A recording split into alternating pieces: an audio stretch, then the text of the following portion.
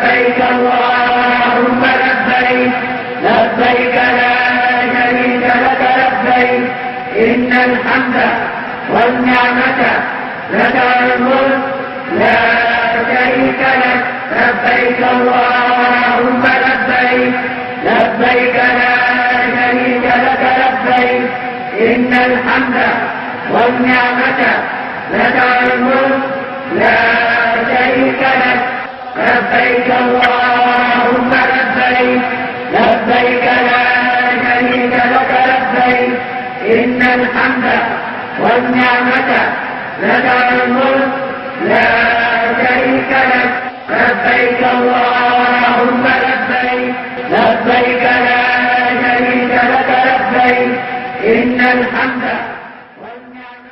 Assalamu alaikum wa rahmatullahi ta'ala wa barakatuhu. Welcome. This is As You Answer the Call, a public enlightenment presentation on the activities of the National Hajj Commission of Nigeria, NAHCON. I am Fatima Umar Hadeja, your guide on the program. Tonight, we take you through the usual routine of highlighting the key issues of various segments of the program. We will begin with the news diary. And later in the course of the program, we bring you talks on the position of Islam on the craze by some pilgrims to always want to put on a gold tooth or acquire exotic souvenirs to underscore the point that they made the Hajj. And how about getting to know more about the preparations for the homeward journey by Nigerian pilgrims after Hajj? These and more after the break. Stay tuned. لبيك اللهم لبيك لبيك لا شريك لك لبيك إن الحمد. Thanks for being there. As usual, we begin the program with the news diary. Top stories on the lineup. NAHCON reads the Riot Act. One-star operators against the violation of contractual obligations, and Hajj savings scheme again in focus. Hajj stakeholders restate the imperative of making it a major component of Hajj reforms. Here are the details of these and more as presented from our studio. لبيك اللهم لبيك لبيك لا شريك لك لبيك إن الحمد والنعمة.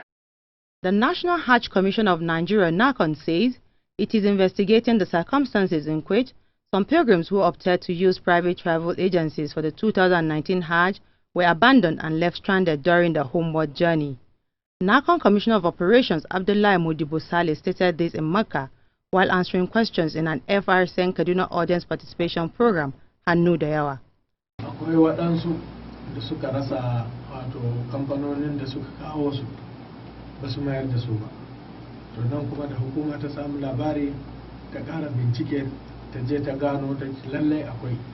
A cikin waɗannan akwai kamfanonin da ke da nasu gaskiya sun kawo su a nazan kuma suka ba su samu mai da su da wuri ba. To a cikinsu akwai inda suka yi amfani da jiragen da ake kyautata zaton ba cikin waɗannan schedule flights suke ba. To wannan ma dai abin bincike ne kuma ana kan bincike. Answering a question from a listener on Hajj savings scheme, Alhaji Modibo said the policy is expected to come on stream as soon as approval is secured from government. Also participating in the program, NAHCON Head of National Medical Team, Dr. Ibrahim Kana, disclosed that the various clinics established by NAHCON attended to more than 60,000 patients. He also disclosed that Nigeria recorded 20 deaths during the 2019 Hajj. He explained more after the program. I can tell you for sure that in our systems, in all our facilities, from Medina, Makkah, Mashair, up to Jeddah, we have seen over 60,000 patients within this period.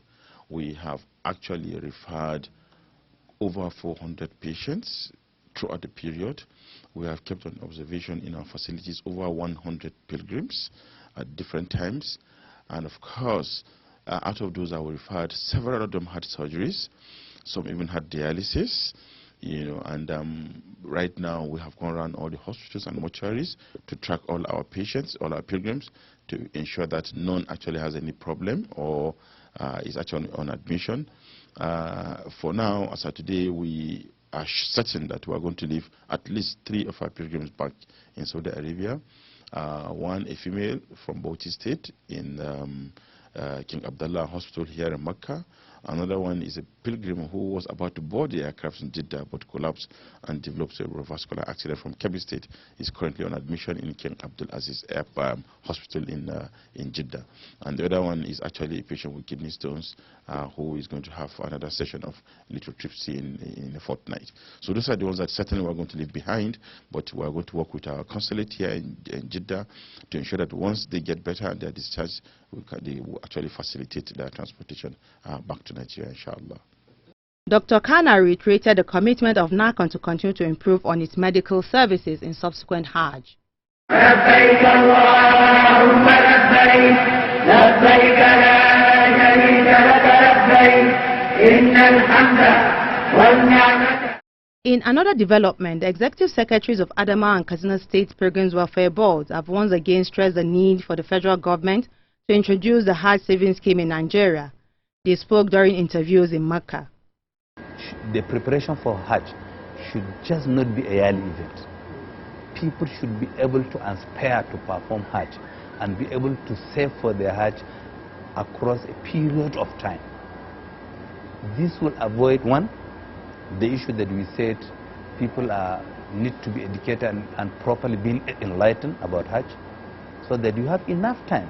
If you know you will start payment now, and in the next 2, 3 or 4 years you are going to perform Hajj, these years that you have started to prepare your mind, you have started to prepare financially by doing the savings scheme, you are preparing your mind spiritually, then you will go and learn about the do's and don'ts of the Hajj, even from your own ulamas. Then you will come to us and learn about the laws, both the Nigerian law and the Saudi laws, and the new directives. If you look at the success of the Tabung Hajj, it has been for a long time. It has been a plan, and this is what we require in Nigeria. A comprehensive plan reflecting our diversity. What I mean is Nigeria is a diverse country. There are so many tribes, and amongst those tribes are practicing Muslims. So before a Hajj saving scheme is successful in Nigeria, all those aspects must be taken into consideration. The Hajj savings scheme, when introduced, will allow prospective pilgrims to save for some period of time before embarking on the journey. This also allows them time to make adequate preparations. NAHCON has confirmed that preparations for the takeoff of the scheme has reached advanced stage. لبيك اللهم لبيك لبيك لا شريك لك لبيك إن الحمد والنعمة. In the meantime, members of the Nigerian National Media Team for the 2019 Hajj have been on a familiarization tour of the Saudi Ministry of Information in Jeddah. NAHCON Head of Media Division, Hajia Fatima Mustafa, led the team. While welcoming the National Media Team, Head of Audiovisual Department at the Ministry, Hamza Al-Gubaisha, said the Saudi government has taken measures to liberalize information flow by giving foreign journalists more access to places, particularly those that will educate pilgrims about Hajj rites. Towards this end, Hamza Al-Gubaisha said the kingdom is making the process of accreditation for journalists less cumbersome. He then urged them to always seek approval before covering places for use by their media organizations. He further expressed delight over the interest shown by Nigerian journalists to know more about Saudi government and its policies, especially that of Vision 2030, adding that the kingdom will continue to support Nigerian journalists to carry out their work diligently.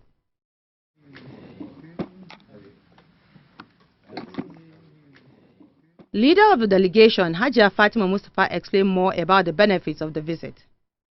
The way the Ministry of Information in Saudi Arabia is opening up to international journalists, most especially journalists from Nigeria that came to pay them a visit today, for us to be enlightened about the do's and don'ts and the regulations of the ministry, pertaining Hajj reporting. In a related development, the national media team took a tour of the King Abdulaziz complex where the Kaaba Kiswa is being produced. The Kiswa is the cloth used in draping the Kaaba, which is done once in a year. Officials at the complex took the team through the history and the process of producing the Kiswa in the past and now. It will be inside, and then the black one will cover the red one. They are all silk, pure silk threads. The tradition to annually drap the Kaaba with the Kiswa dates back centuries. The Kiswa fabric is made of high-quality silk and woven with verses of the Quran using gold and silver thread. The guide taking the team round the facility tour provides insight on the colors of the Kiswa covering the Kaaba. They have no reason in the Quran or Hadith that says the color has to be black. But since the time of Abbas, they have been using the black color. Prior to the establishment of the Kiswa factory in Mecca, it was produced and imported from other countries such as Egypt and India.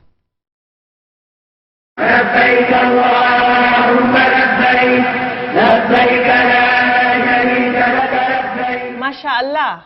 If you are just tuning in, the program is As You Answer the Call, a public enlightenment presentation on the activities of the National Hajj Commission of Nigeria, NAHCON. Coming shortly is our next segment, Making the Hajj and Umrah. Tonight, we focus on how Nigerian pilgrims are making their journey back home stress-free and less cumbersome for Hajj officials. Details shortly. Don't go away.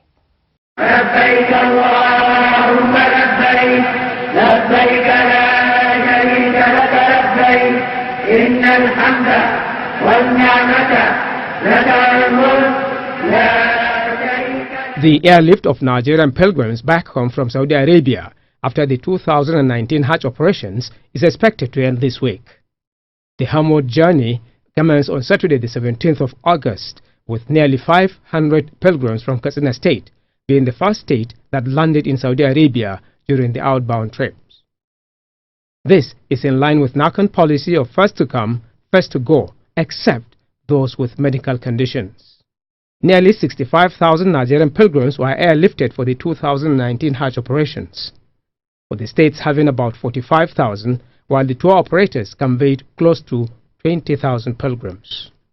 NAHCON was able to conclude the journey for 2019 Hajj on schedule in 93 flights, and nearly 100% of the pilgrims visited Medina before the commencement of the Hajj. The return journey back home is almost done, with more than 95% of the pilgrims already airlifted. Very central to the success of the airlift operations is the effective management of pilgrims' 32 kg and 8 kg luggages. NAHCON and state officials took steps to make this possible. These include mounting enlightenment campaigns for pilgrims to encourage compliance with the approved weights. When we do the education enlightenment program, these are the kind of things that we start to inculcate in the people right from home. That you should do this about your bags, about your luggages, about your excess, about your extra luggages, about how to queue in, how to do all these things. These are the things that we make sure that the people are properly enlightened on. So not only that, when we come here, we normally engage the services of those who have these skills. Even before the airlines come to weigh them, we do weigh them by ourselves. We make sure that each bag is being weighed. We don't wait for the airliners, and we don't allow you to wrap your bag before we weigh. We weigh your bag even before you wrap your bag, in such a way that if your bag has exceeded the 32 kg, then you will be told to remove some things. As for Borno State, Alhamdulillah, most of them complied. We have weighed the luggage of first and second flight, and I was there supervising the weighing, and we had only 2 or 3 cases where pilgrims had about 36 or 35 kgs in their bag, and we asked them to reduce it to the approved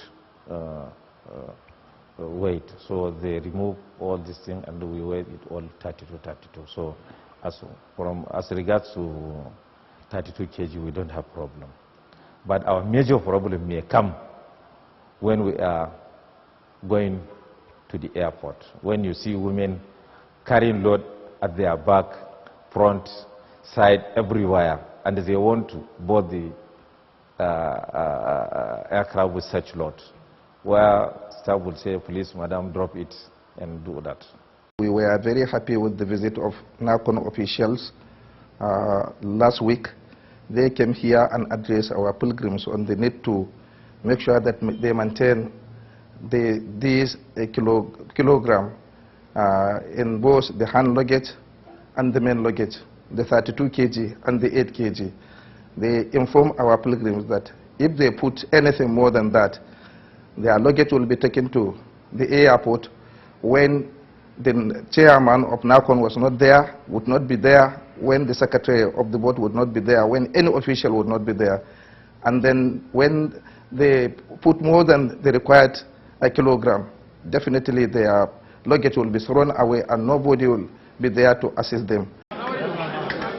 The 8-kilogram bags are usually subjected to security checks by NAHCON officials to ensure that pilgrims do not carry any prohibited items on board. These include, among others, inflammable items, sharp objects, and insecticides. Abubuwan da aka ba da doka akan kan musasu a cikin jaka sun shafi kamar wuka, reza, allura da dai sauran makamantansu ne. Kuma alhamdulillahi mutane musamman na jihar Kaduna an yi kokarin bin doka.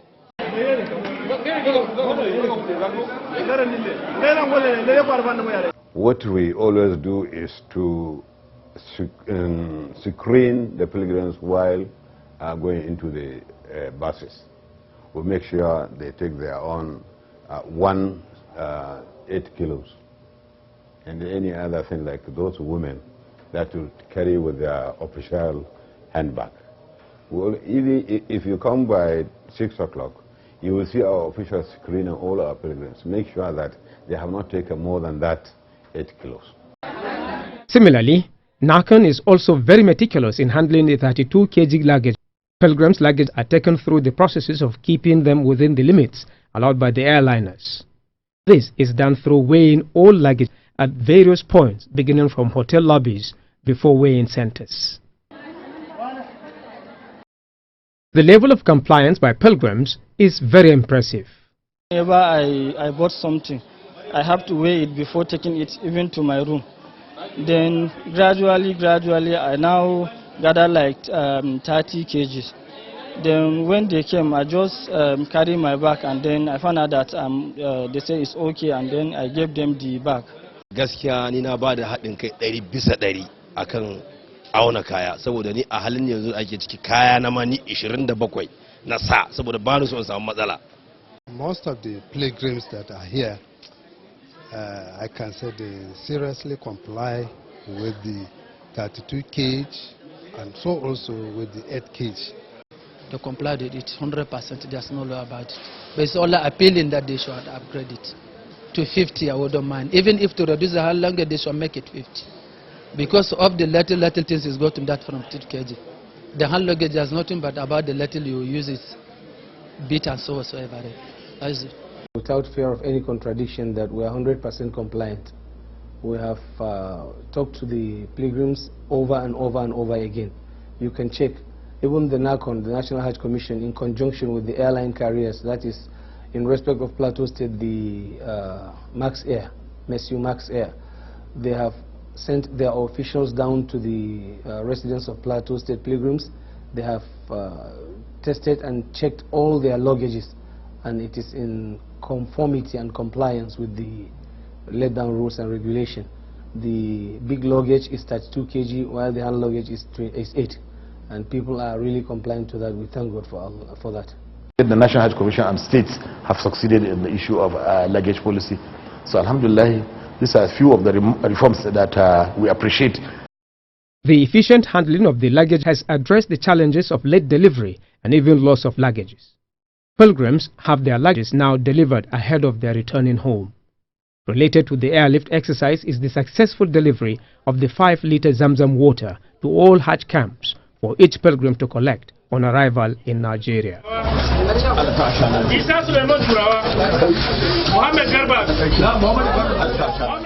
Alhamdulillah, You are still watching as you answer the call. Much earlier in the program, we told you that NAHCON is threatening to take stringent measures against defaulting tour operators, as well as reports on the need to have Hajj savings scheme entrenched in the Hajj system. Up next is Hajj Talk, and our guest will take us through discussions on the position of Islam on souvenirs and the craze for gold tooth by people when they perform Hajj. Now the details.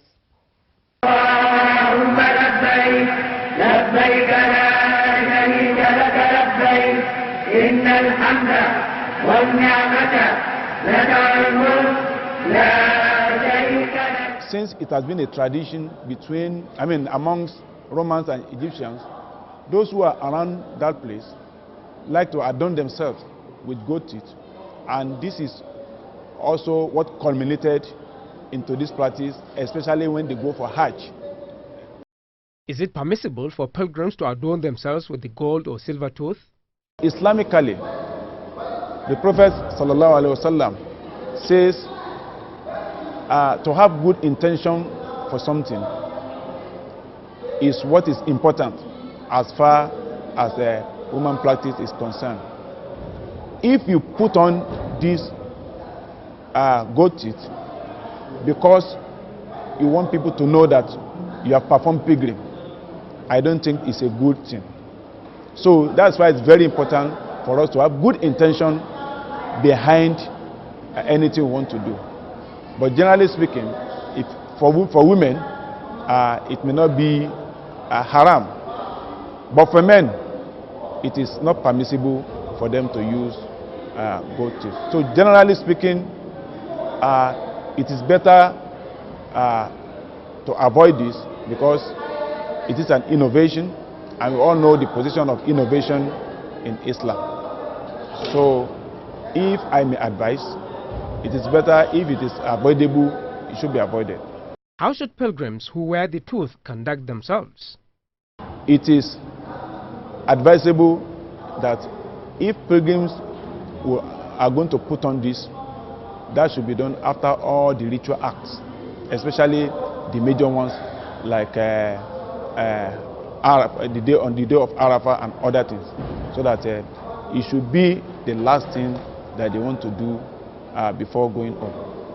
Related to this is the buying of gift items or souvenirs. What is the position of Islam on this? It is advisable for pilgrims to always delay buying of things, transaction, because Allah has warned us vigorously in the Holy Quran that when we are worshipping, we should avoid anything like transaction. So it's better to delay this transaction, act of transaction, till after all the ritual acts, so that they can buy whatever they want for that. Actually, it is allowed, but it should not cause a distraction, and it should not be done when somebody is fully engaged in his worship to Allah.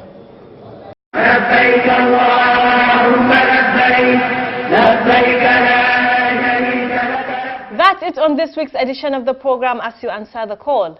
Join me again same time next week for another package. Good night and thank you for watching.